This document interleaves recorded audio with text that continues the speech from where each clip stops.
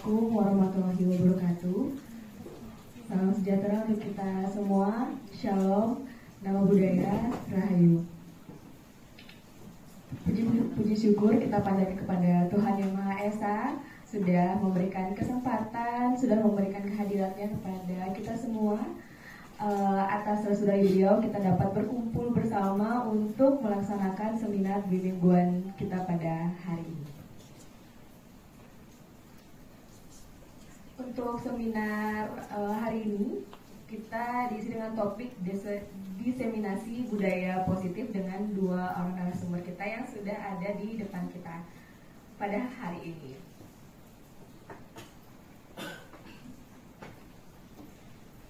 Baik, langsung saja. Untuk tadi kita udah sesi pembukaan. Niluh Putri Nitaswi Dewi hari ini membantu untuk di moderator. Ya, seorang guru matematika. Nah, untuk kutipannya pada hari ini saya mengambil kutipan dari Bapak Tan Malaka. Tujuan pendidikan itu mempertajam kecerdasan, memperkukuh kemauan, dan memperhalus perasaan.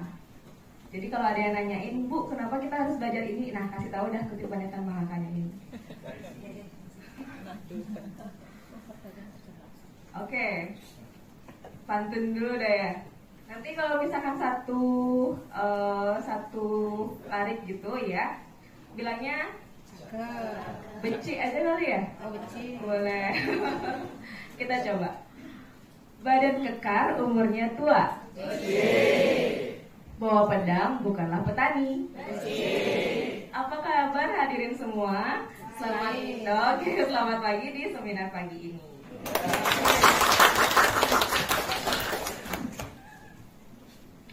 Baik, sebelum kita kenalan nanti ke narasumber, kita lanjut ke mendengarkan lagu kebangsaan Indonesia. Untuk pada hadirin silahkan untuk berdiri dengan sikap Indonesia.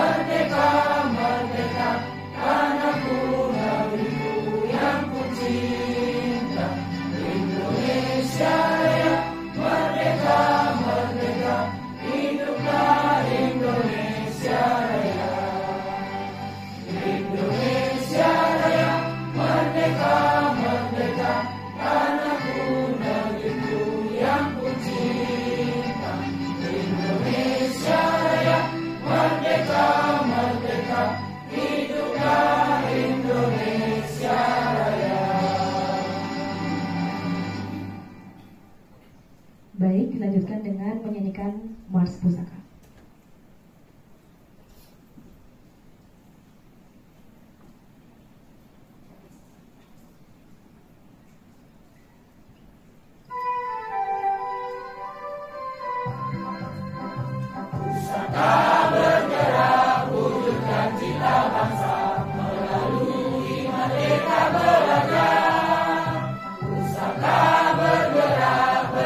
Praktek baik, kuatkan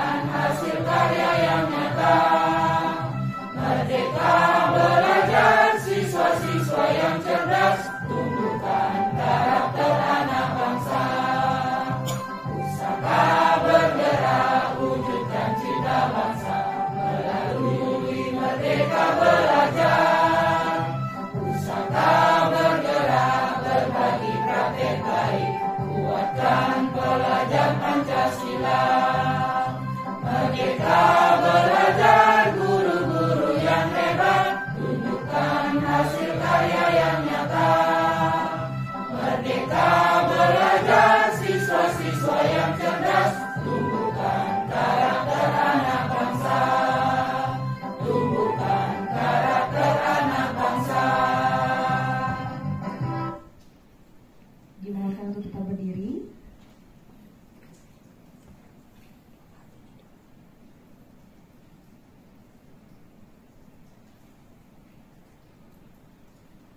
Selanjutnya dilanjutkan dengan doa. Izin doa saya pimpin. Sebelum melanjutkan kegiatan ini, mari kita berdoa menurut agama dan kepercayaan masing-masing. Berdoa dipersilakan.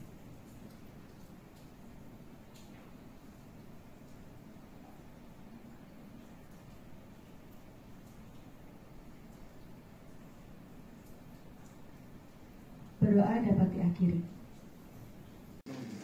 Selamat pagi Bapak Ibu.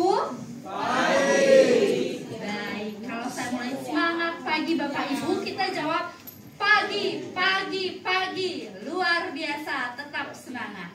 Seperti yang sering kita laksanakan di halaman. Diulangi lagi sekali Bapak Ibu.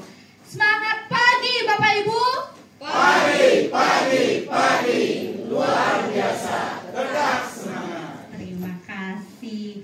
Om Swastiastu. Om Swastiastu. Yang terhormat Bapak Kepala SMP Negeri 1 Keramitan beserta jajaran, yang saya hormati Bapak Ketua Pusaka beserta jajaran, dan yang saya banggakan Bapak Ibu, seluruh guru dan juga staf dari SMP Negeri 1 Keramitan. Terima kasih saya ucapkan atas kehadiran Bapak Ibu pada pagi hari ini untuk mengikuti kegiatan diseminasi budaya positif yang akan saya paparkan selama 1 jam ke depan. Baik, tadi sudah diperkenalkan oleh Ibu Moderator. Berikut profil dari saya di Gusti Akademi Mas Merah Dewi SPDGR. Pendidikan saya bisa dilihat, saya juga alumni dari SMP Negeri 1 Keramitan. Bapak Ibu, saya pun alumni murid dari Bapak Ibu sekalian. Untuk peran tambahan, saya merupakan CGP Angkatan 10 Kabupaten Tabanan. Saya juga sudah memiliki sertifikat Google Master Trainer level 1. Saya juga merupakan pembatik level 3, pengajar penggerak komunitas belajar BGP Provinsi Bali, penggerak bergema BLPT Batch 1 dari Kemendikbudristek. Mungkin nanti Bapak Ibu di sini bisa mengikuti dari penggerak bergema selanjutnya karena akan dibuka batch 1, batch 2 dan seterusnya. Dan saya juga penggerak Indonesian English Teachers Community. Dari Bapak Ibu yang mungkin guru bahasa Inggris di SMP Negeri 1 Keramitan bisa ikut bergabung di Indonesian English Teachers Community. Adapun kutipan saya, berpikirlah seperti guru, berpikirlah seperti murid, berperilakulah seperti guru. Apa yang dimaksud dengan berpikir seperti murid? Berpikir seperti murid dengan tujuan belajar dan belajar. Tetaplah meskipun sudah menjadi seorang guru, kita harus tetap belajar dan belajar. Selama kita masih ingin menjadi seorang guru, di sanalah kita harus belajar. Karena setiap hari akan selalu ada hal baru, akan ada perubahan yang patut untuk kita pelajari. Berperilaku sebagai guru apa maksudnya? Sebagai guru kita menjadi model, kita menjadi contoh, kita akan memberikan tuntunan, kita memberi arahan, maka lakukanlah itu. Jalani peran kita dengan maksimal sesuai dengan tujuan kita. Sebelumnya, kenapa kita ingin menjadi seorang guru? Demikian kutipan dari saya, profil dari saya. Selanjutnya izin saya akan memaparkan materi mengenai diseminasi positif. Saya juga awali dengan pantun Bapak Ibu. Izin nanti bisa dijawab dengan kata jegek ya. Karena narasumbernya cantik dan kita di sini di Bali khususnya, jadi cantik itu jegek. Jalan-jalan ke Keramitan. Tidak lupa membeli entip. Selamat pagi guru cantik dan tampan. Mari kita ciptakan budaya positif. Semoga setelah dari kegiatan diskusi pada pagi hari ini, kita bisa menciptakan budaya positif di sekolah kita yang tercinta ini. Bapak Ibu, di sini saya memiliki satu buah video. Saya harap Bapak Ibu bisa menontonnya, merasakannya, meresapinya, lalu kita bersama-sama untuk melakukan refleksi terkait dari video tersebut.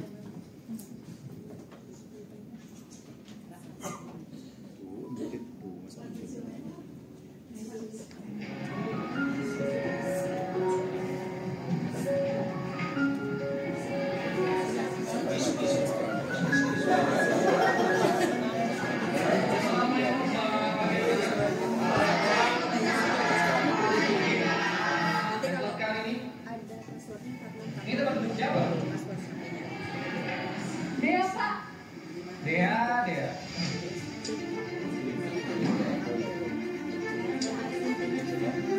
Kalian paham kan peraturan yang telah saya terapkan? Sudah berkali-kali saya bilang, jangan ada satupun yang terlambat. Karena kalau ada yang terlambat, kegiatan belajar ini tidak akan berjalan.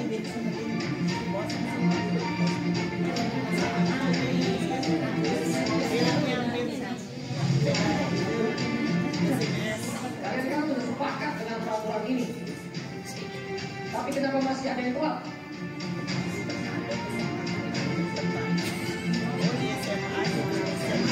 Peraturan ini saya terapkan semata-mata agar kalian disiplin, terutama dalam hal waktu.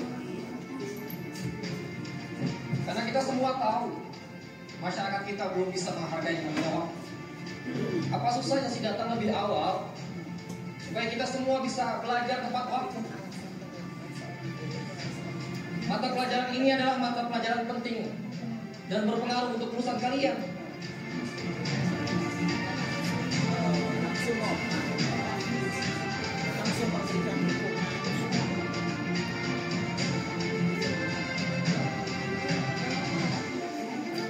Apa jadinya kalau kalian jarang belajar cuma gara-gara tidak disiplin dan datang tidak tepat waktu? Dia, dari mananya kamu jam segini baru datang? Lihat tuh teman-teman kamu, gak bisa belajar gara-gara kamu.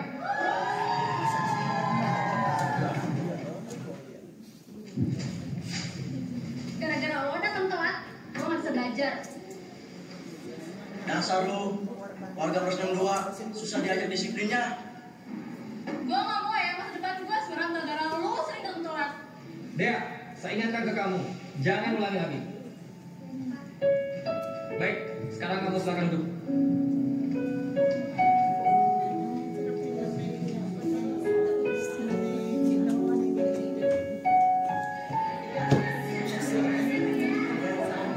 Selamat pagi anak-anak.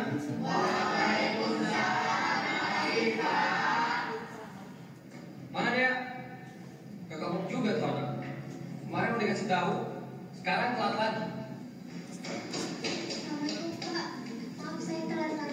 Sudah, gak usah banyak alasan. Sekarang kamu berdiri di depan sepanjang pelajaran saya.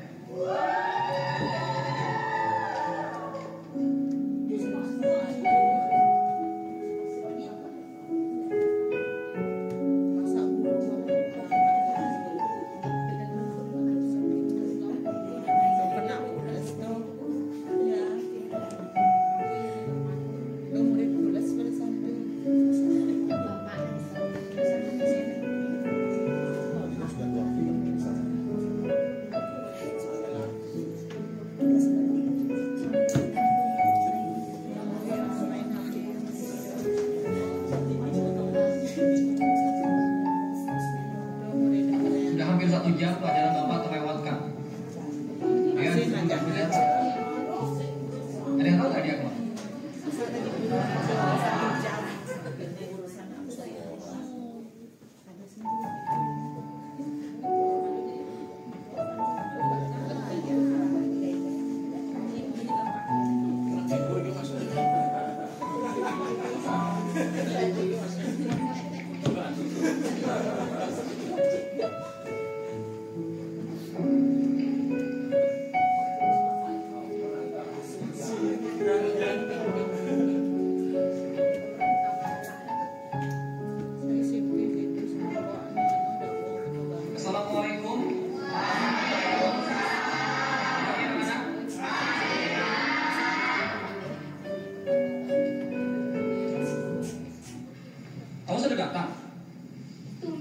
itu anak udah datang. Dia ke depan. Ada apa Pak? Saya kan bantuan.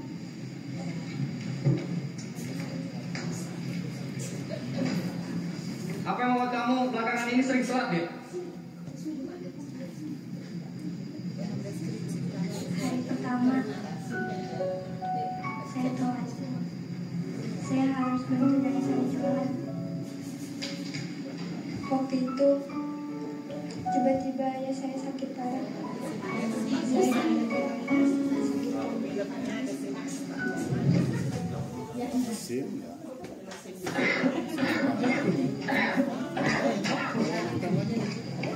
Kenapa ya? Gak apa-apa kok. Ayah mendingan istirahat aja. Ayo kuat. Tapi kan ayah lagi sakit. Kalau ayah nggak kerja, siapa lagi itu yang nggak tahu?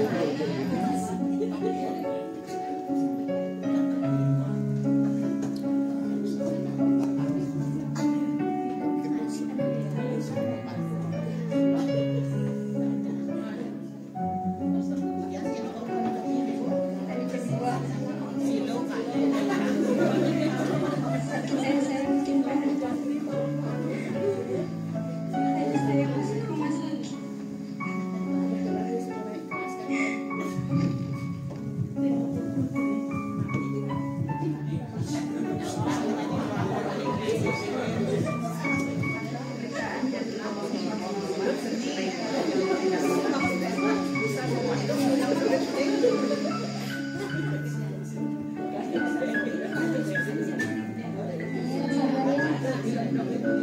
Ayah pasti sembuh. Dan hari ketiga ayah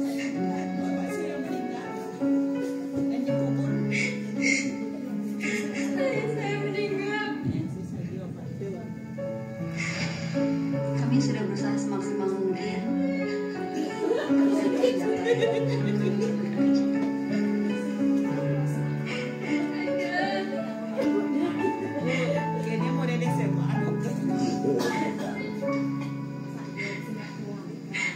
Ayah kenapa ninggalin dia?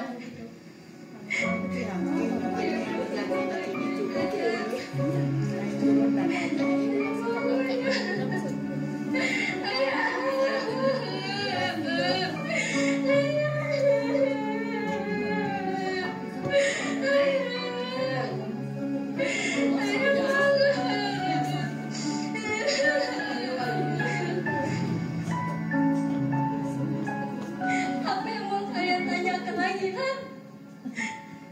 Ayah maki-maki saya. Ayah lempar benda-benda yang adik pegang.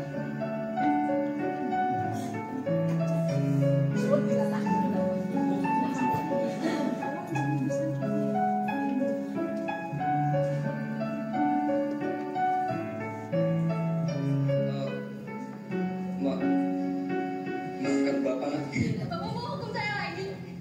Ayah hukum saya. Kenapa kalian semua diam?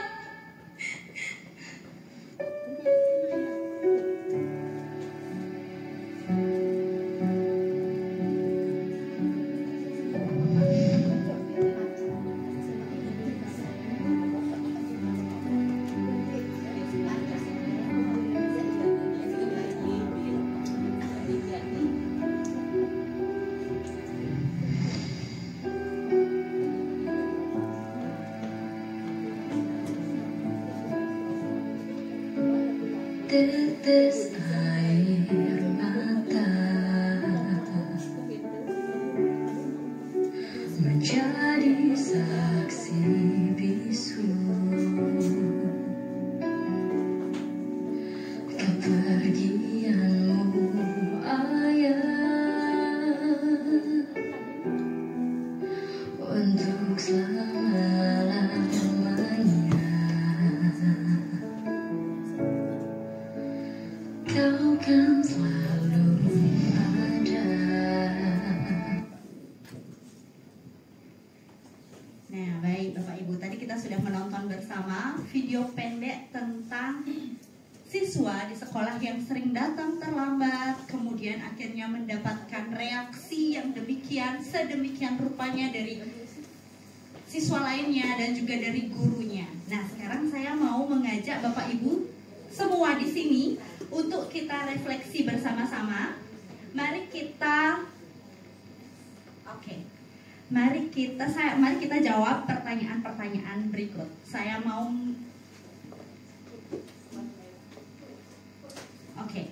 Pertanyaan pertama, apa yang Bapak Ibu dapatkan dari video tersebut? Tentu setiap orang di sini melihat dari sisi yang berbeda. Ada yang melihat dari sisi anaknya, ada yang melihat dari sisi gurunya, atau dari orang tuanya. Saya yakin Bapak Ibu semua di sini juga sudah memiliki keluarga. Tentunya bisa melihat dari banyak sisi. Mungkin ada dari Bapak Ibu yang mau menjadi volunteer untuk mengungkapkan pendapatnya terkait apa yang Bapak Ibu dapatkan dari video tersebut. Ada yang mau? Bu Ayu mungkin izin, guru BK kita di SMP Negeri 1 Keramitan mau menyampaikan sedikit pendapat terkait video tersebut. Terima kasih. Terima kasih atas waktunya untuk Mas. Kalau saya dari gurunya, sampai dari gurunya kalau dari penilaian saya, gurunya kurang tanggap untuk menanyakan apa penyebab dari dia setiap kali ada keterlambatan ke sekolah. Itu kalau saya menilai gurunya saya. Baik. Terima kasih kepada Ibu Ayu atas responnya. Beri tepuk tangan dulu Bapak Ibu kepada Ibu Ayu.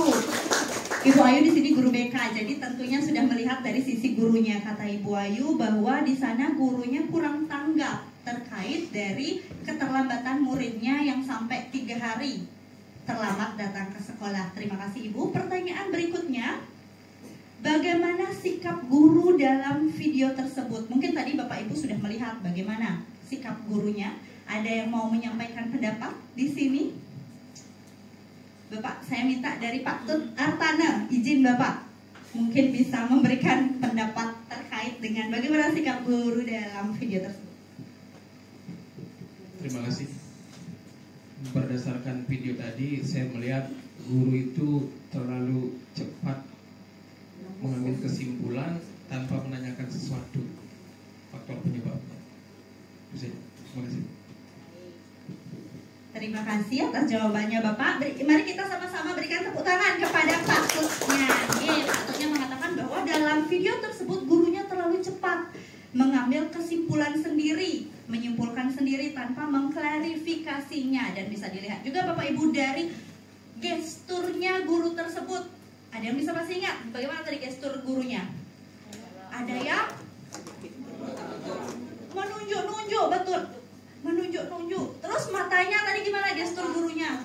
Melotot dan lain sebagainya. Baik, pertanyaan ketiga, bagaimana dampak yang dirasakan oleh murid? Nah, kira-kira bagaimana dampaknya terhadap murid tersebut, Bapak Ibu, dari video tersebut? Ada yang mau memberikan tanggapan? Bu Made, izin.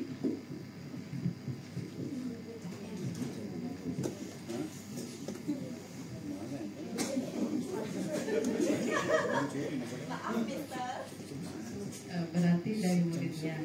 Kalau dari muridnya, kalau saya sebagai muridnya, tentu saja saya akan merasa tersakiti dan merasa dibully, begitu istilahnya seperti sekarang, karena ada yang melempar, ada yang mengeluarkan kata-kata tidak baik gitu. Nah sekarang yang saya rasakan adalah tersakiti.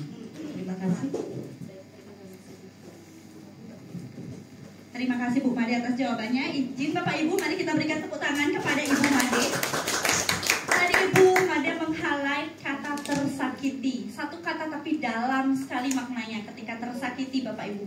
Ketika tersakiti, meskipun video ini mungkin siswa SMA, bisa saja sampai 10 tahun yang akan datang, 20 tahun yang akan datang, siswa tersebut akan tetap mengingatnya. Apalagi terkait dengan hari berkabung. Di sana ada ayahnya yang meninggal, rasa itu akan mendalam. Pertanyaan berikutnya, jika kita memiliki rasa yang tersakiti seperti itu, apakah itu bisa dilupakan dalam satu malam, Bapak Ibu? Tidak. Itu akan membekas. Nah, ketika sesuatu itu membekas di hati kita, apakah itu akan berdampak pada perilakunya, Bapak Ibu? Akan akan berdampak. Bagaimana dampaknya? Nah, itu bisa nanti kita diskusikan lagi. Baik, terima kasih atas jawaban-jawaban dari Bapak Ibu sekalian. Izin saya menyampaikan bahwa pada pagi hari ini kita memiliki 3 tujuan dalam berdiskusi. Tujuan yang pertama yaitu memahami dan meresapi. Meresapi Bapak Ibu, bukan hanya paham namun juga diresapi makna disiplin positif. Kita sudah sering mendengar disiplin. Mari kita resapi bersama-sama disiplin positif.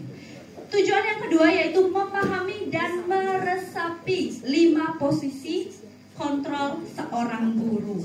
Kembali dipahami dan juga diresapi. Yang ketiga, memahami dan meresapi penerapan restitusi. Bapak Ibu izin, sebelumnya Bapak Ibu sudah pernah mendengar kata restitusi? Sudah? Ya baik, mari kita, kalau sudah bagus berarti nanti aktif bisa diskusinya. Karena setelah ini kita akan berdiskusi. Berarti Bapak Ibu sudah ada background terkait dengan restitusi. Terima kasih.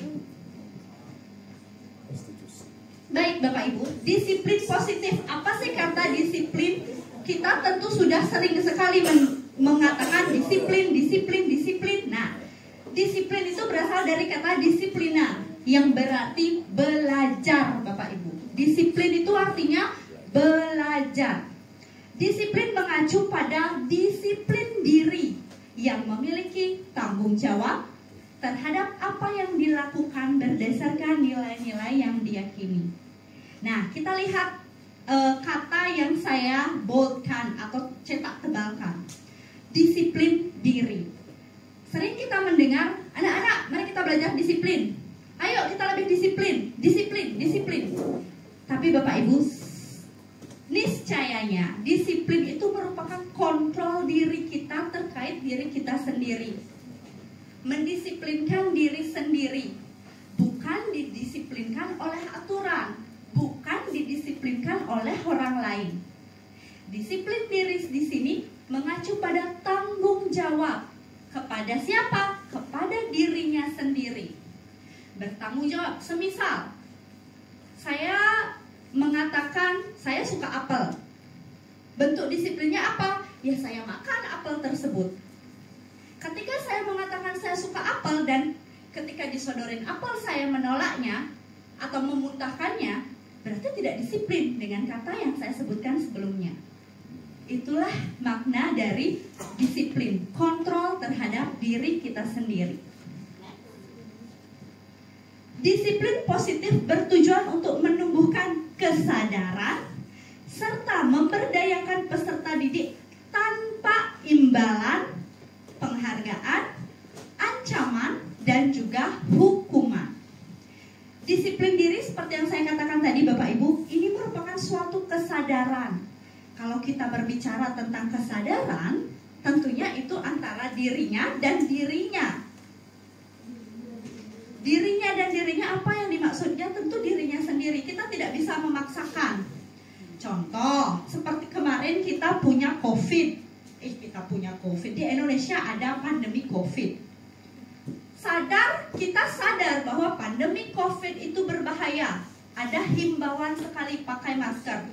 Terus udah kita pakai maskernya, betul tidak Bapak Ibu? Betul. Setelah itu tanpa disuruh mau keluar, dijauh maskernya. Betul apa tidak? Berarti apa? Kita sadar bahwa pandemi COVID itu berbahaya. Kesadaran diri yang seperti itulah yang kita ingin ciptakan di satu sekolah, tanpa imbalan, tanpa ancaman, tanpa hukuman. Misal, anak-anak, kalau anak-anak rapi semua nanti kelasnya hari ini, ibu traktir makan bakso. Setiap hari kayak itu tekor gurunya. Itu termasuk salah satu penghargaan. Contoh lagi, anak-anak, misalkan saya wali di kelas ini, anak-anak, besok kalian harus bersih-bersih supaya kelas ini mendapat juara kelas. Kalau tidak, nanti ibu hukum kalian harus selalu membersihkan kelas pagi-pagi jam 7 harus sudah di sekolah. Dia takut dengan dengan ancaman. Dia takut dihukum oleh guru walinya, yaitu saya misalkan. Akhirnya dia mau bersih-bersih kelas. Sesudah selesai penilaian lomba, apa yang terjadi? Kembali permennya di atas meja, kembali gelasnya di kolong bangku, dan lain sebagainya. Next. Sebagai pendidik, lalu apa yang bisa kita lakukan? Sebagai pendidik, tujuan kita adalah menciptakan peserta didik yang memiliki disiplin diri, sehingga mereka berperilaku mengacu pada nilai-nilai kebajikan universal dan memiliki motivasi intrinsik. Nah, sebagai pendidik, tugas kita menuntun murid agar mereka memunculkan motivasi intrinsiknya. Semisal Bapak Ibu, ini pengalaman saya sendiri. Saya pernah mengajar di SMA Negeri 2 Tabanan waktu itu. Mengajar bahasa Inggris. Di kelas ada seorang siswa yang ketika saya ajar lain-lain terus, tidak mendengarkan dan bercanda. Sampai akhirnya kelas 3 sudah selesai ujian. Saya juga mengajar les kebetulan di suatu lembaga. Datanglah dia ke tempat les tersebut mendaftar dengan harga yang lumayan ya, sekian juta. Dia kaget melihat saya juga kaget melihat dia. Hei, ngapain kamu kesini? Akhirnya saya bertanya, Miss, les? Itulah dia agak sambil cengengesan. Kenapa kamu les? Ya Miss, kalau ukur ngalih stan, ternyata di stan ada tes bahasa Inggris. Nah, akhirnya dia datang ke sana. Saya bertanya, terus yang menyuruh kamu les siapa? Busan maro muka pendaftaran stan ada tes. Nah, paling san ngalihin tengos les Miss, dini nunggu kak tengos les. Nah, akhirnya dia datang ke sana sendiri tanpa diminta, tanpa disuruh, karena ada motivasi intrinsik dari dalam dirinya. Nah, motivasi itulah yang kita ingin ciptakan di sekolah ini, agar peserta didik di sekolah ini memiliki motivasi dari dalam dirinya terkait dengan mengontrol dirinya sendiri, bukan dikontrol oleh orang lain dari dengan imbalan ataupun hukuman.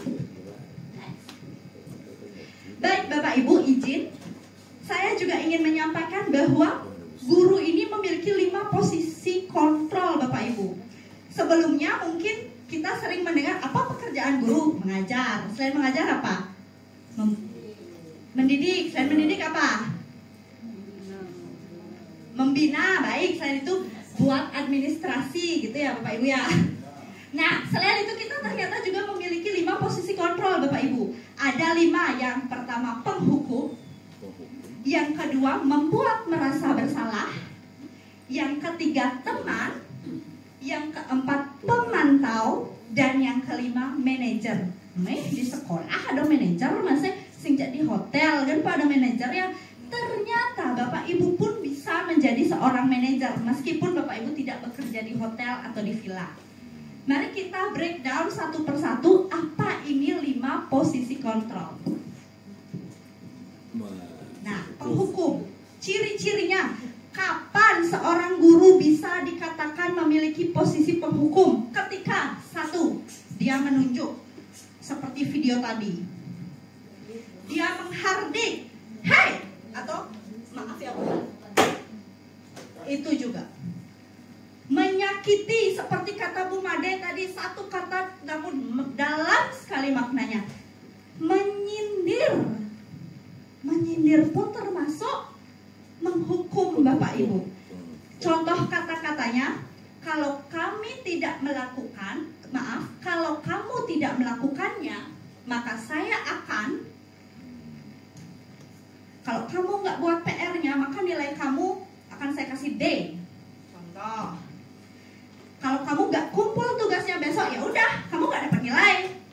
Contoh, kalau kamu nggak ngedengerin kelas saya, ya udah nggak usah aja ikut di kelas saya mau ngajar yang berapa aja yang mau aktif. Nah, itu Bapak Ibu. Terus muridnya gimana kalau dibegitukan? Gimana, Ibu? Lalu muridnya bagaimana? Muridnya dia akan, saya tidak peduli, ya udah, toh juga lulus. Nah, Setelah muridnya memiliki pemikiran cara busaan itu, cara busaan apa? Nah, setelah muridnya memiliki pemikiran, ya udah nggak usah, emang gue pikirin gitu ya murid. Setelah murid berkata seperti itu atau setelah murid memiliki pemikiran itu, yang terjadi adalah murid akan mengulangi kesalahannya dan akan berlaku semakin agresif. Apa yang dimaksud semakin agresif kira-kira Bapak Ibu? Gimana Bu Desa Putri? Johan dan Mika, perasaan? Kalau saya semakin agresif berarti semakin menjadi-jadi. Semakin berulah. Kata Bu Desa Putri, semakin berulah, semakin menjadi-jadi Bapak Ibu. Sing kapok yo, cebennya kan. Nah, ketika murid melakukan itu, apa artinya? Karakternya artinya dia akan menjadi pemberontak, pendendam. Kantinya dendam ini rago Bapak Ibu. Kempesan ban motor nanti pendendam, menyalahkan orang lain. Oh, nah ditambahkan. Pokoknya misu-misu kan selalu apa? Ya. Gini, tadi kan kalimatnya jadi artinya melakukan kesalahan yang terus-menerus. Dan tadi dia bilang bisa menyalahkan orang lain. Ada teori yang mengatakan kesalahan yang terus dilakukan secara berulang-ulang, maka dia akan menganggap kesalahan itu adalah benar. Nika Bapak Ibu ditambahi oleh Bapak Kepala Sekolah, ketika kesalahan yang katanya dikatakan berulang-ulang akan diyakini menjadi suatu kebenaran. Begitu Bapak Nih? Terstruktur, sistematis, masif. Beli jauh benar ada deh. Ada benar pendidik itu dalam jelek itu deh. Nah itu Bapak Ibu sudah ditambahkan oleh Bapak Kepala Sekolah. Berikan tepuk tangan Bapak Ibu. Nah, izin Bapak saya lanjutkan ke kontrol yang kedua, membuat merasa bersalah. Ciri-cirinya Bapak Ibu, berceramah. Nah, menunjukkan kekecewaan yang mendalam. Contohnya, doh kamu Nena kok ben kene kan terus kecewa ibu sama kamu loh. Nah itu contohnya. Kok kamu gini sih, kan Ibi sebuah maaf bahasa Indonesia saya pakai ada Bu Ayu di sini ya. Contohnya lagi, kok kamu melakukan ini nak? Kemarin ibu kamu sudah berjanji sama ibu tidak akan mengulanginya lagi. Kenapa kamu buat ibu kecewa? Nah itu kata-katanya, membuat merasa bersalah. Terus anaknya gimana? Maafin saya ya Bu, saya nggak begitu lagi. Maafin saya ya Pak, saya janji tidak begitu lagi. Terus memang janji kan tadi. Ketika murid mengatakan hal seperti itu, yang akan terjadi adalah rendah diri, merasa gagal dan tidak berharga. Apalagi Bapak Ibu, izin, apalagi kita ketika menunjukkan kekecewaan ini di hadapan orang banyak atau di tempat umum. Kebayang tidak, di tempat umum langsung ditegur seperti itu, dan di sana kita murid mungkin mengatakan, iya Bu maaf, iya Pak maaf. Di sanalah murid itu akan rendah diri, dia akan malu dengan teman-teman lainnya. Karakter yang muncul menyembunyikan, menyangkal, berbohong. Bapak Ibu izin nggih? 5 posisi kontrol ini selain diterapkan guru kepada murid, juga bisa diterapkan orang tua kepada anaknya. Saya izin setelah mendapatkan materi modul ini, saya coba terapkan kepada anak saya. Dan benar saja, saya menunjukkan kekecewaan kepada anak saya di depan anak saya yang lagi satu. Dan betul saja, ketika dia melakukan kesalahan, dia akan mencari alasan-alasan untuk berbohong, untuk membela dirinya. Next. Teman, nah ini yang sering saya lihat, membuat alasan-alasan untuk muridnya. Contoh, yuk main, bantu ibu yuk main ke kelas, kalau yuk contoh lagi, ya sudah, mungkin tidak bisa ngai tugas segai kan, nanti kan ibu juga yang ngasih nilai. Contoh, itu contoh loh Bapak Ibu. Terus muridnya dia akan berpikir bahwa guru tersebut temannya. Ketika murid sudah menganggap guru itu temannya, mungkin saja murid itu lupa akan batasan. Dia lupa bahwa guru ini guru, teman ya teman. Di mana guru memiliki kebijakannya dan teman ya orang lain temannya. Karakternya adalah ketergantungan. Contoh misalkan dia ada murid satu murid berkelahi dengan murid lainnya. Ketika ada masalah dia ketergantungan, langsung mencari kita, mengadu. Itu salah satu contoh karakter yang bisa ditimbulkan ketika kita menganggap murid adalah teman. Next. Pemantau. Ciri-cirinya menghitung dan mengukur. Contohnya, kamu ingat kan peraturan di sekolah ini? Gimana nih rambutnya? Udah dicat apa belum? Kamu ingat berapa poinnya kalau rambut mecat?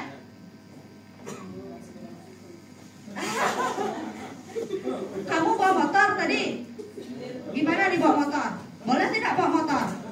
Ada tidak aturan di sekolah kita? Nah, pemantau ini tugasnya mengingatkan aturan yang ada tanpa memberikan kesadaran.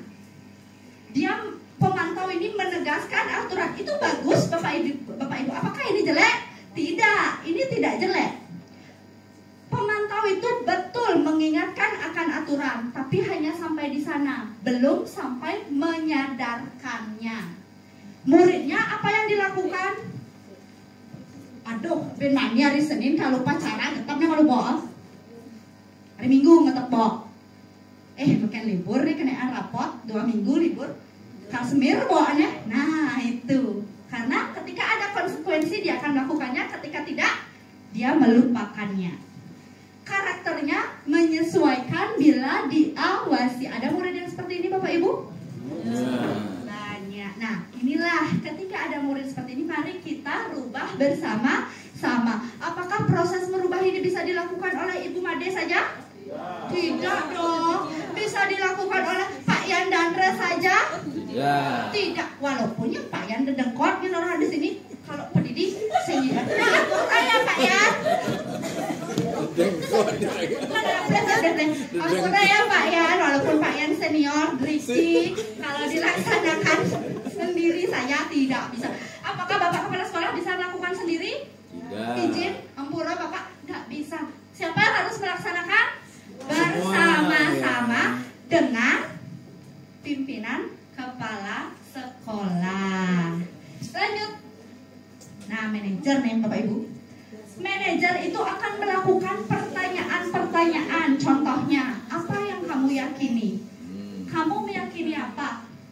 Terus, kalau kamu melakukan kesalahan ini, kengken kal dadena, kengken kal ke depan. Napa pelih boyang? Ya, kalau udah tahu sekarang salahnya, besok kamu ngapain? Oh, gitu.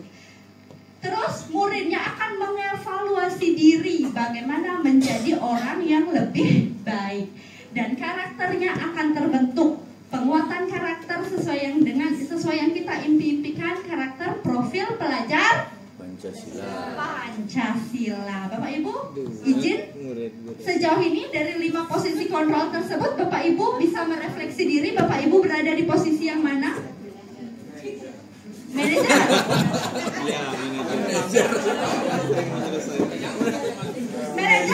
Manajer. Kerasan dia Bu Desa Putri Ampuron yang Meka bawa. Nah, kerasan ya. Penghukum pernah, pemantau pernah, manajer pun pernah. Nah, betul. Di sini Bu Sri. Vaksin itu kan? Ya Bu Sri. Maaf ya mic-nya bawah. Ya, pemantau juga pernah. Ini manajer. Oke. Nah, terima kasih Bu Desa Putri yang sudah benar-benar merefleksi dirinya sama Bu Sri. Tepuk tangan dulu. Kenapa saya katakan ya? Tangan dulu. Kenapa saya katakan benar-benar merefleksi diri? Karena mengakui sebagai penghukum tayan saya, sebagai pemantau tayan saya, sebagai manajer masa tayan singkat terus borahan dari manajer aja. Terima kasih ya Bu Desa Putri, terima kasih Bu Sri sudah merefleksi diri. Jadi nano ya, kita semua di sini termasuk saya pun Nak kayaknya masa galak tuh pas gerimetan basah kan ya. Nah, mari kita sama-sama belajar. Saya pun masih belajar, Bapak Ibu. Di sini saya belajar juga untuk membersamai Bapak Ibu, gitu ya. Kita sama-sama belajar. Nah, untuk menjadi seorang manajer itu Bapak Ibu, apa yang bisa kita lakukan? Apakah kita harus pindah kerja di hotel biar bisa jadi manajer? Kan tidak ya. Kita tetap menjadi seorang guru, namun posisinya sebagai seorang manajer dalam bidang membersamai murid. Bukan manajer yang mengontrol staf pegawai di hotel, tapi manajer yang bisa mengontrol diri dalam membersamai murid di sekolah. Salah satu cara yang bisa kita laksanakan agar bisa menjadi seorang guru yang memiliki kontrol seorang manajer dengan cara penerapan segitiga restitusi. Bapak Ibu tadi sudah saya tanyakan di awal, Bapak Ibu sudah pernah mendengar kata restitusi? Bapak Ibu sudah menjawab sudah, ya baik, terima kasih. Mungkin Bapak Ibu sudah mempelajari modul pada PMM, itu bagus sekali. Mari berikan tepuk tangan kepada Bapak Ibu semuanya. Nah, izin saya mengulas kembali, mungkin ini materi sudah pernah Bapak Ibu baca di PMM, di modul PMM, izin saya ulas kembali. Restitusi adalah proses menciptakan kondisi bagi murid untuk memperbaiki kesalahan mereka sehingga mereka kembali pada kelompok mereka dengan karakter yang lebih baik. Perhatikan yang saya garis terbalik Bapak Ibu, murid memperbaiki kesalahannya, karakter yang lebih baik. Murid yang memperbaiki karakternya sendiri menjadi karakter yang lebih baik. Restitusi juga adalah proses kolaboratif. Nah, ada kata kolaboratif Bapak Ibu. Di sini menginginkan murid memiliki disiplin positif tidak bisa muridnya lakukan sendiri. Harus ada kolaborasi antara siapa? Ayo. Terima kasih Pak Danur. Siswa dan murid, dan siswa. Benar. Siswa dan siswa dan guru dan guru, orang tua. Itu Bapak Ibu, kolaborasi semua stakeholder pendidikan yang ada di sekolah. Kepala sekolah, bro. Mengajarkan murid, ya termasuk kepala sekolah, termasuk staf TU, staf perpustakaan, termasuk cleaning service-nya Bapak Ibu, termasuk. Mengajarkan murid untuk mencari solusi untuk masalahnya dan membantu murid berpikir tentang orang seperti apa yang mereka inginkan. Melalui restitusi ketika murid berbuat salah. Nah, ini Bapak Ibu. Guru akan menanggapi dengan cara yang memungkinkan murid untuk membuat evaluasi internal. Jadi guru akan menuntun sehingga muridnya mengevaluasi dirinya sendiri tanpa menyalahkan, dan sebab murid mengevaluasi dirinya, saya perlu menunjuk-nunjuk seperti itu. Nah, ketika kita bisa menerapkannya, manfaatnya apa Bapak Ibu? Manfaatnya memperbaiki hubungan, memberikan tawaran, bukan paksaan, menuntun untuk melihat dalam diri, mencari kebutuhan dasar yang mendasari tindakan. Memperbaiki hubungan tentu Bapak Ibu, sing ada jadi cross antara guru dan murid, semua sejalan, selaras. Memberikan tawaran, kita menawarkan, nggih siap. Kita memberikan tawaran, kita tidak memaksa. Kamu besok mau saya kasih nilai B apa kasih nilai A? Kita tidak memaksa, tapi kita memberikan tawaran. Kalau kamu mau mendapat nilai A, apa yang akan kamu lakukan? Ya, menjawab Ridi, belajar Bu. Ya, kalau kita sih kita memaksakannya.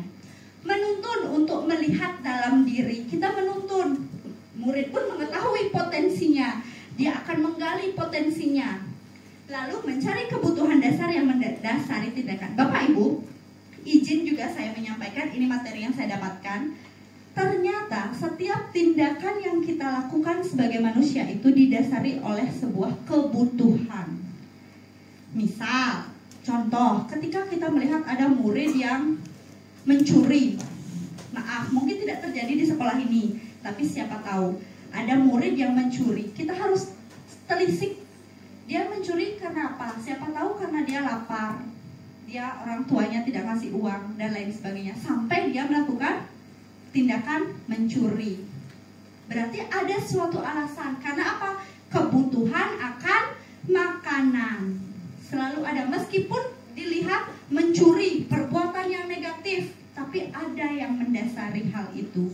Contoh, murid mencontek sangat negatif. Kenapa kamu mencontek? Iya, saya nggak mau dapat nilai jelek, nanti saya nggak bagus raportnya. Yang nilai raportnya jelek, nanti teman-teman saya nilainya bagus, nilai saya jelek sendiri, kan ikut saya mencontek. Nah, ada yang mendasari Bapak Ibu, setiap tindakan itu ada yang mendasari. Lalu segitiga restitusi yang dapat kita terapkan itu ada 3 tahap: menstabilkan identitas, validasi tindakan yang salah, dan menanyakan keyakinan. Mari kita bahas Bapak Ibu. Menstabilkan identitas. Nah, pada poin ini yang perlu digarisbawahi adalah kata kesalahan adalah bagian dari sebuah proses pembelajaran. Ingat Bapak Ibu, ketika ada murid yang melakukan kesalahan, Bapak Ibu perlu menstabilkan dulu identitas mereka, stabilkan dulu emosi mereka. Ketika mereka melakukan kesalahan pasti geduh-geduh yo, tangkahnya geduh-geduh emosi. Kalau langsung kita masuk di sana dengan memberikan pitutur dan lain sebagainya, mental Bapak Ibu. Yang pertama harus kita lakukan adalah menstabilkan identitasnya. Nah, sabar Bapak. Duduk dulu. Kenapa? Ada yang dab-daban, biar dia tenang dulu. Nah, nak mulu kita wajar, aku ben bayu sidaan gede nih. Itu misalkan Bapak Ibu. Jadi kita stabilkan, ada banyak kata-katanya. Manusia tidak sempurna, Bapak nak kayan masih kita tugas belajar kengken. Lalu kita pelan-pelan berbicara. Next. Setelah identitas distabilkan, izin, baru kita validasi tindakan yang salah. Nah, baru kita cari tahu kira-kira dia melakukan ini karena apa alasannya. Ketika sudah stabil, baru kita akan cari tahu. Nah, apa? Kamu melakukan apa? Kamu mau bercerita apa? Biarkan dia bercerita dengan sendirinya.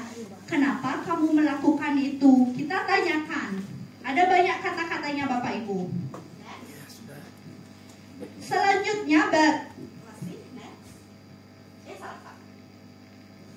yang ketiga, meyakinkan keyakinan. Maaf, itu salah ketik. Nah, yaitu disinilah kita mengontrol tentang motivasinya secara intrinsik. Gimana keyakinan kelas kita? Kan kamu cita-citanya jadi apa? Kamu pengen menjadi orang seperti apa? Terus, supaya kita dari dokter, kengkian harusnya selagi harusnya belajar. Nah, di sana kita kembali ingatkan dia tentang impiannya dia, sehingga dia memiliki keyakinan itu dan ingin merubah dirinya kembali.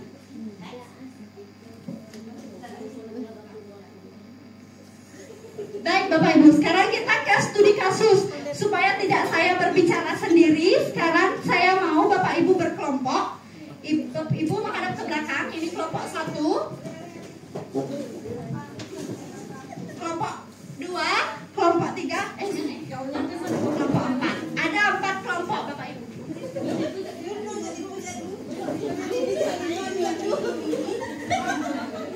Nah, saya sini aja ya. Saya sini aja.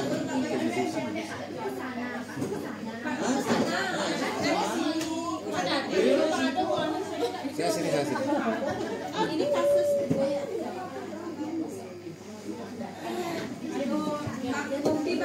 kasus ketiga. Ini kasus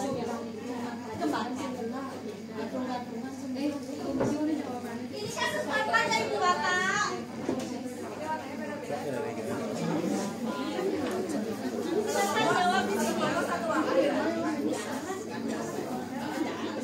Silakan Bapak Ibu, waktunya 5 menit untuk berdiskusi.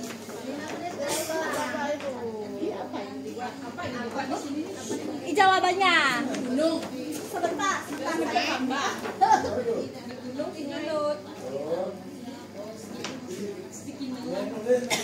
Ya.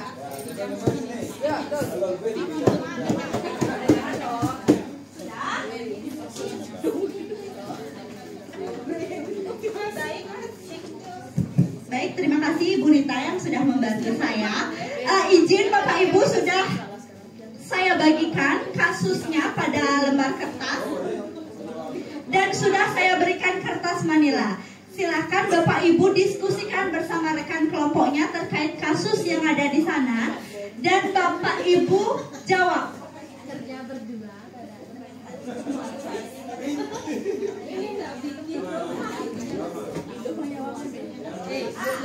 Bapak Ibu silakan menjawab dua pertanyaan yang ada di papannya. Di papan di slide. Pertanyaan pertama, posisi kontrol apa yang dilaksanakan oleh guru dalam kasus tersebut? Pertanyaan kedua, menurut Anda bagaimana langkah restitusi yang baik untuk diterapkan oleh guru dalam kasus tersebut? Waktu berdiskusi 5 menit Bapak Ibu. Setelah itu Bapak Ibu akan saya minta untuk mempresentasikannya. Silahkan. Silahkan Bapak Ibu. Baca dulu kasusnya. Lalu silakan dijawab.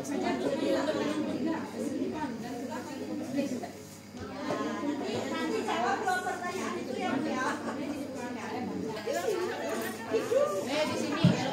Bapak Ibu izin di kertas manilanya silahkan tuliskan kelompoknya, kelompok berapa, tuliskan nama anggota kelompoknya. Silahkan dibuat semenarik mungkin Bapak Ibu. Kasih dulu foto. Lalu nanti didiskusikan dua pertanyaan di atas itu ya Bu ya, sesuai dengan kasus tersebut. Waktunya 5 menit. Tidak apa-apa. Baik, terima kasih. Bapak Ibu, waktu berdiskusinya sudah selesai. Mari kita mulai mempresentasikannya. Halo. Hai, halo. Baik, terima kasih Bapak Ibu. Sekarang kita mulai mempresentasikannya. Kita mulai dari kelompok 4. Oke, Om Swastiastu. Assalamualaikum warahmatullahi wabarakatuh. Salam sejahtera untuk kita semua. Rahayu, rahayu, rahayu. Oke, untuk kasus 4, kami dari kelompok 4 akan mempresentasikan kasus 4. Mungkin Bapak Ibu bisa mendengarkan kasus 4 yang terjadi. Bapak Ibu izin perhatikan. Ini ada kasus Bapak Ibu sangat luar biasa suka. Anto dan Dino, saya nggak kenal sebenarnya ini. Anto dan Dino sedang bermain bersama di lapangan basket dan tiba-tiba terlibat dalam sebuah pertengkaran adu mulut. Dino menjadi emosi dan mengadakan kontak fisik, menarik ke meja Anto dengan kasar sampai 3 kancingnya terlepas. Air keras payungnya. Pada saat itu guru piket langsung melerai mereka dan membawa mereka ke ruang kepala sekolah. Ibu Suti sebagai kepala sekolah berupaya menenangkan keduanya, terutama Dino. Dino, sepertinya kamu saat ini sedang marah sekali. Mendengar itu, Dino pun mengalir bercerita tentang kekesalan hatinya. Ibu Suti pun melanjutkan bahwa membuat kesalahan adalah hal yang manusiawi dan bahwa mempertahankan diri adalah hal yang penting. Namun meminta Dino memberikan cara lain yang mungkin lebih efektif karena saat ini Dino berada di ruang kepala sekolah. Ibu Suti, apakah harus semuanya saya berikan? Semuanya? Tidak? Oke. Ya. Ibu Suti melanjutkan pertanyaannya tentang keyakinan sekolah yang disepakati seperti apakah Dino bersedia memperbaiki kesalahan yang telah dilakukan terhadap Anto. Dino pun akhirnya perlahan mengangguk. Dan kemudian hal apa yang bisa dilakukan? Dino pun untuk memperbaiki kesalahan. Anto menjawab, saya perlu kancing, saya diperbaiki Ibu. Itu. Dino berpikir segan menjawab, wah, gimana Dino bisa memperbaiki ini? Wah, tidak tahu Bu, saya kembali mungkin ya Bu, kembali mungkin ya Bu. Ibu Suti berpikir sebentar dan menanggapi. Kalau dilem kan akan mudah terlepas dan itu terjadi suatu proses bagaimana cara memperbaiki kesalahannya. Akhirnya Dino mengangguk tanda menyetujui. Dia akan belajar sama gini ya di Pak Irfan, guru tata busana, bagaimana untuk memasang kancing kemeja.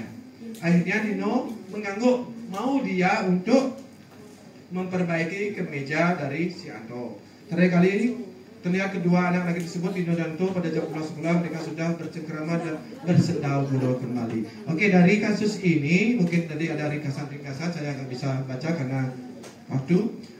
Ada sudah terlaksananya segitiga restitusi, yang mana Bapak Ibu sudah ketahui untuk melaksanakan segitiga restitusi itu adalah menstabilkan identitas, 2. memvalidasi kesalahan dan menanyakan keyakinan. Untuk stabilitas identitas, menstabilkan identitas ini bisa terlihat dari percakapan.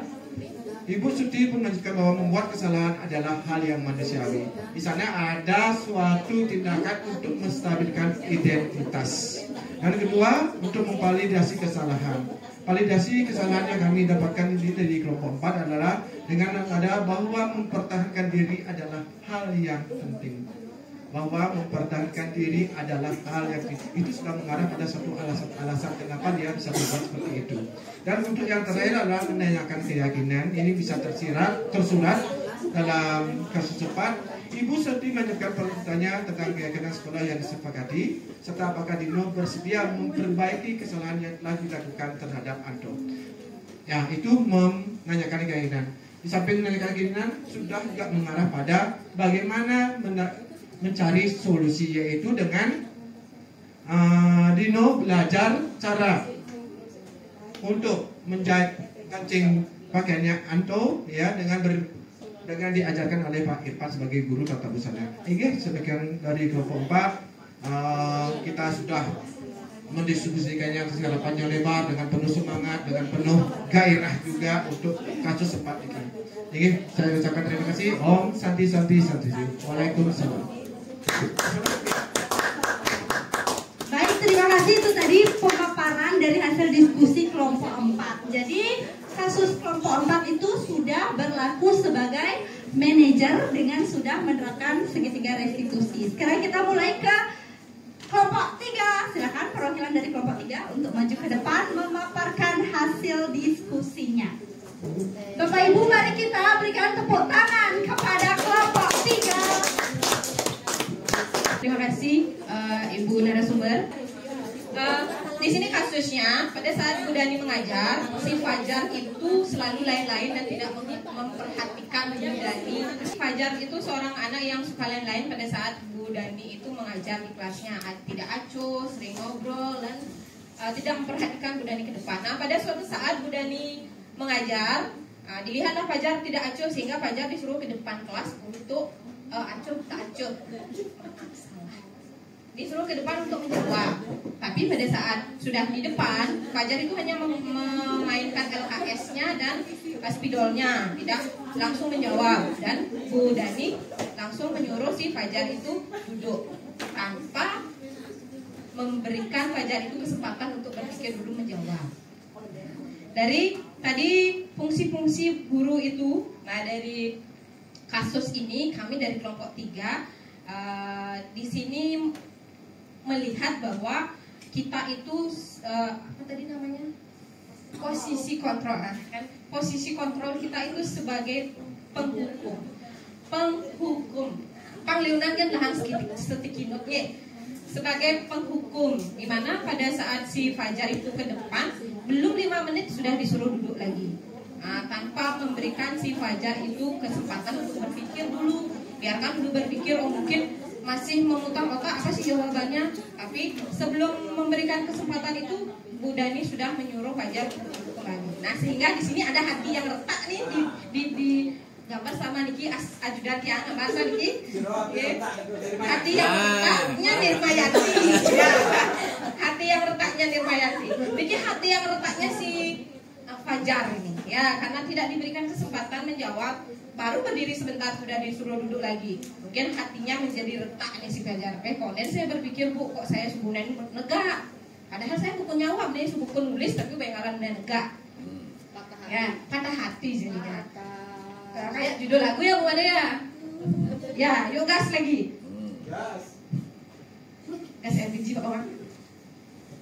Oke, kita di posisi kontrol itu selaku guru sebagai penghukum. Mungkin kita juga semua pernah jadi guru pada posisi ini. Ya, sangat pernah. Nah, bagaimana setelah itu? Apa tadi pertanyaan yang kedua? Saya lupa. Bagaimana segitiga restitusi yang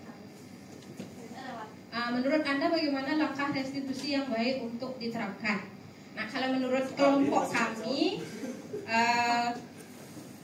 langkah restitusi yang kami terapkan itu adalah sebagai pembuat rasa bersalah. Kita buat anak itu merasa bersalah. Ya, kenapa kok saya disuruh ke depan? Pada saat di depan pun saya tidak diberikan kesempatan untuk menjawab. Nah, di situ kita buat anak itu merasa bersalah. Oh, ternyata salah. Saya pas mendengarkan, pas gurunya menjelaskan kayak lain-lain, saya tidak mendengarkan sehingga saya disuruh maju untuk menjawab pertanyaan.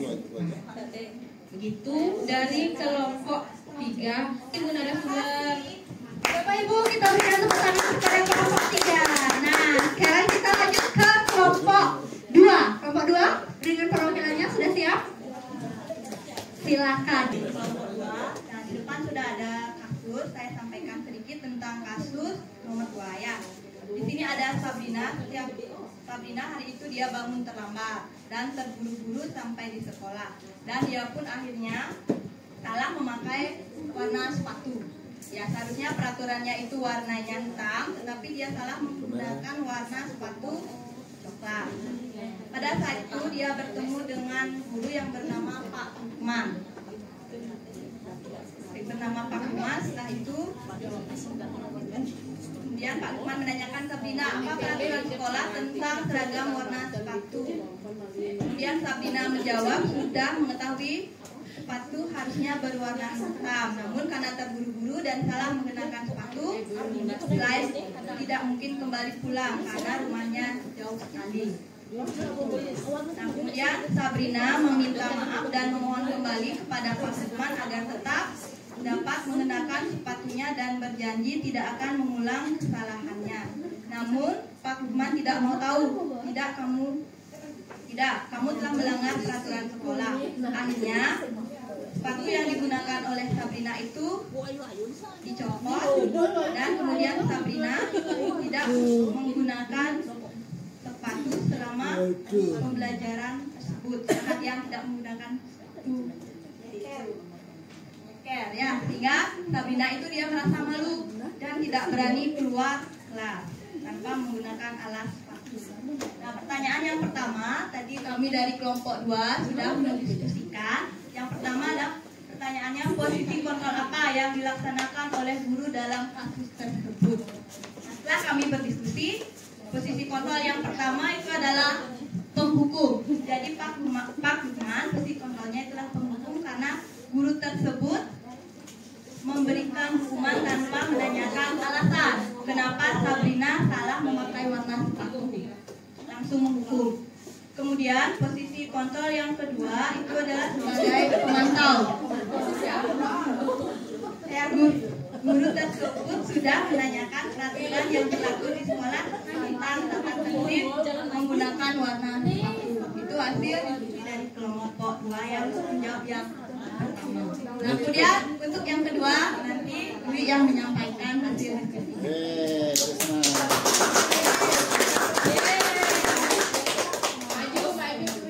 Baik, terima kasih atas waktunya. Untuk pertanyaan nomor 2, menurut Anda bagaimana langkah restitusi yang baik untuk diterapkan oleh guru dalam kasus tersebut? Menurut kelompok kami yang itu harusnya dia validasi ya, menanyakan alasan mengapa kamu melanggar peraturan. Yang pertama yaitu menstabilkan identitas, memberikan pertanyaan wajar melakukan kesalahan.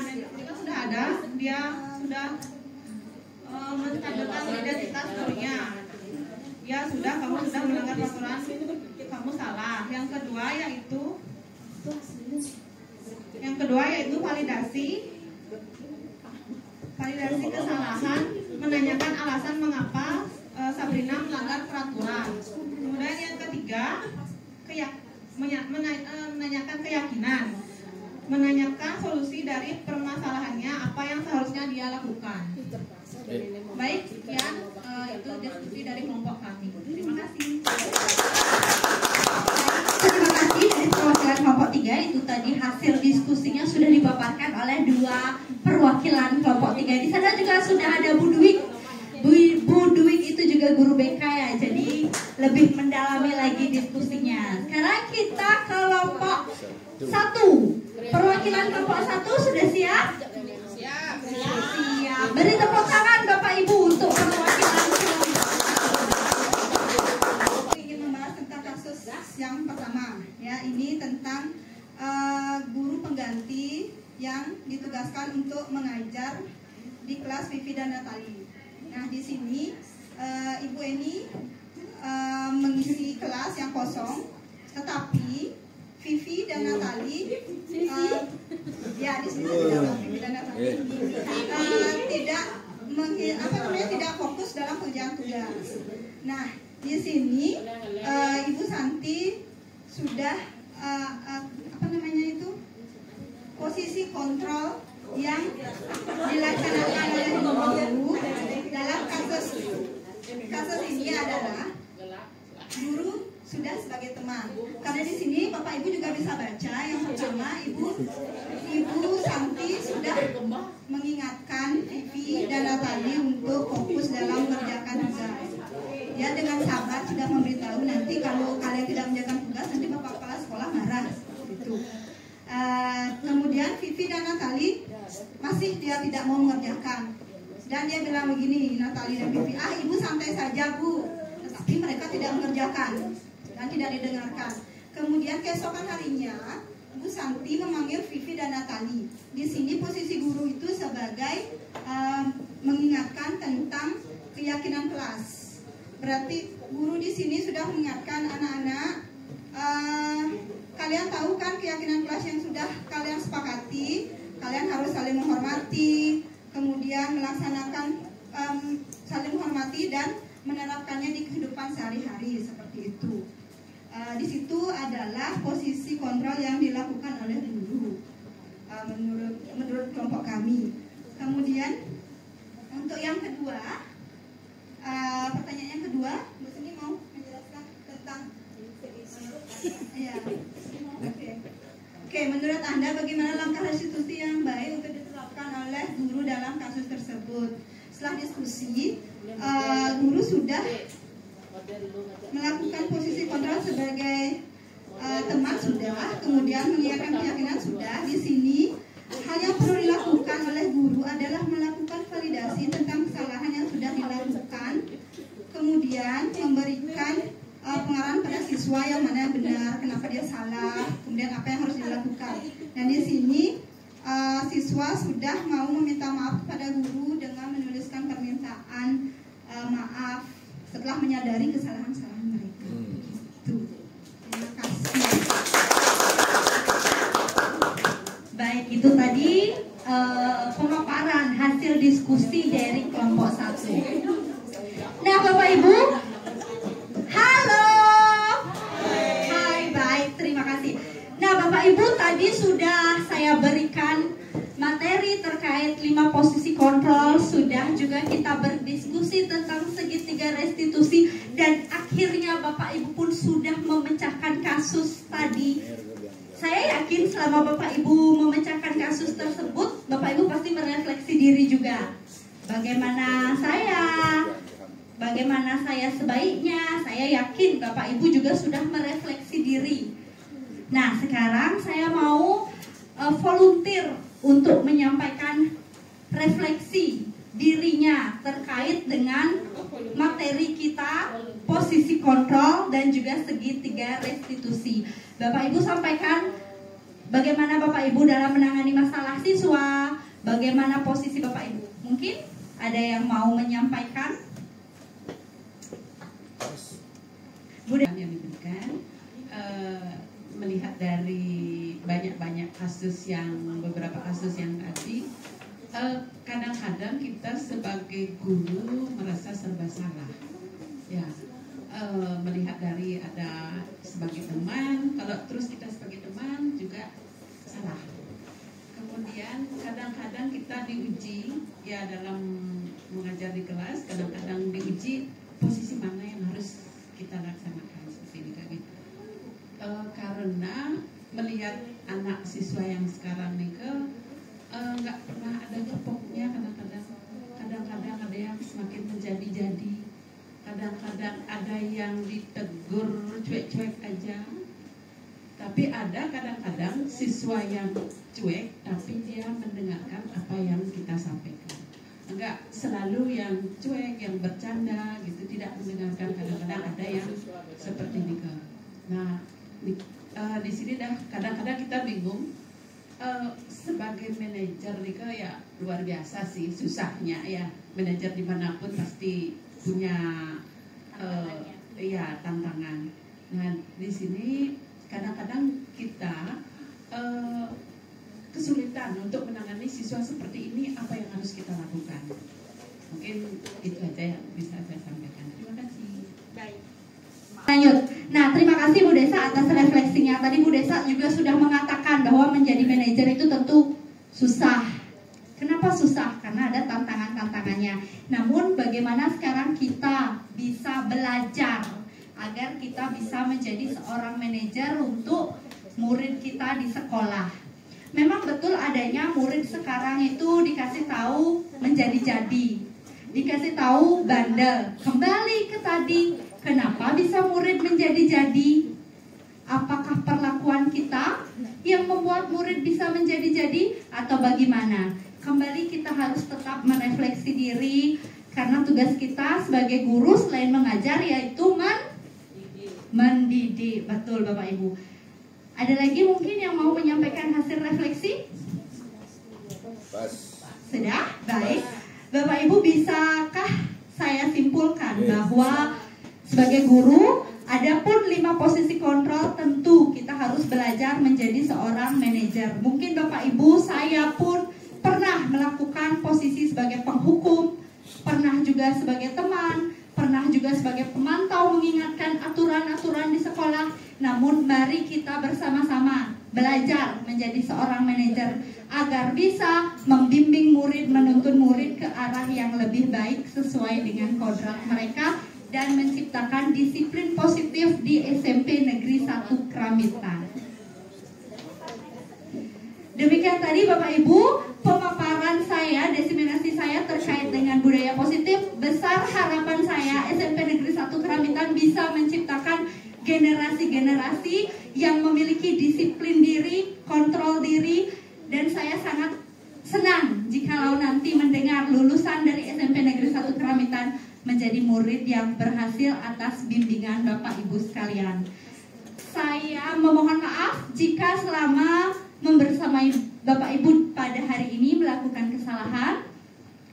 Semoga dari kesalahan tersebut nanti bisa diperbaiki ke depannya. Saya juga mengucapkan terima kasih atas waktunya. Akhir kata saya tutup dengan Pramasanti. Om Santi Santi Santi Om. Wassalamualaikum warahmatullahi wabarakatuh.